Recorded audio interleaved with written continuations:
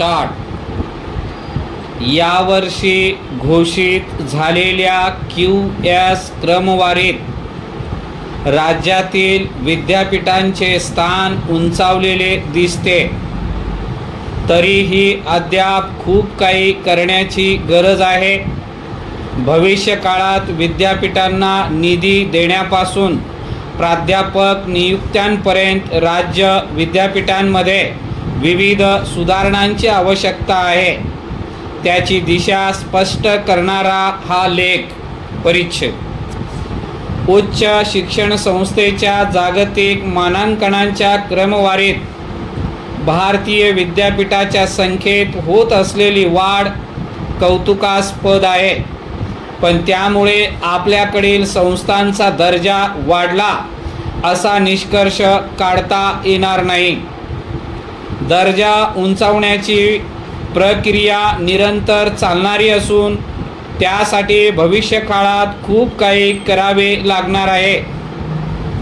अशा क्रमवारीत अव्वल स्थानावर असणाऱ्या संस्था आणि आपल्याकडील पारंपरिक विद्यापीठे यांच्यात थेट तुलना करता येणार नाही. त्यांना मिळणारा निधी, स्वायत्ता, पायाभूत सुविधा, संशोधन सुविधा या अनेक गोष्टीशी आपण तुलना करू शकत नाही. या मानांकनांचे निकष समजावून घेऊन त्याप्रमाणे पूर्तता करण्याबद्दलची जागरूकता आपल्या देशातील संस्थांमध्ये वाढत आहे हे मात्र नक्की. परिच्छेद. गेल्या 2 दशकात शिक्षण संस्थेच्या मानांकनांची जागतिक क्रमवारी हे उच्च शिक्षणात अत्यंत महत्त्वाची गोष्ट बनली आहे. उच्च शिक्षण घेऊ इच्छिणाऱ्या विद्यार्थ्यांना विद्यापीठाची संस्थांची निवड करण्यास याची मदत होते. विद्यापीठांना अर्थसहाय्य करणाऱ्या शासकीय व इतर योग्य संस्थांनाही निधीच्या वितरणासाठी ही क्रमवारी मार्गदर्शक ठरते. अध्यापनाबरोबर संशोधनाला,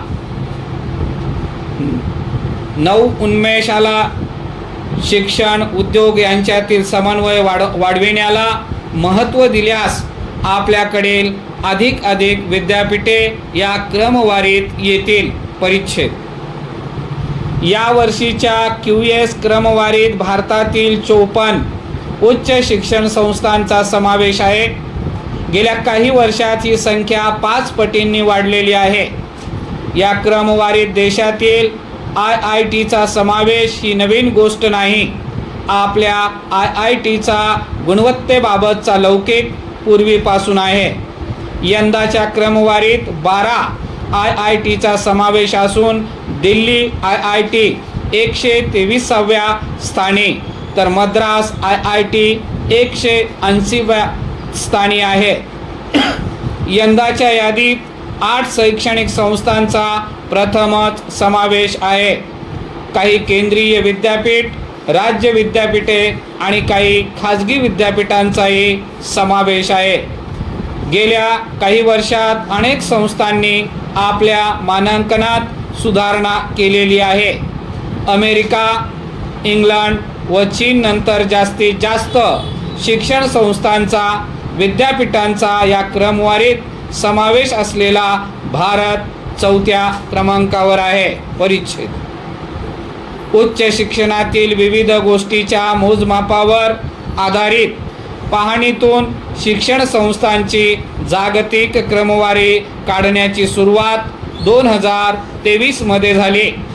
या संस्थांनी या पाहणीसाठी विद्यापीठाच्या विविध अंगांचा माहितीकोश, संशोधन, शोध निबंधाचा माहितीकोश यावरील माहितीचा उपयोग केला.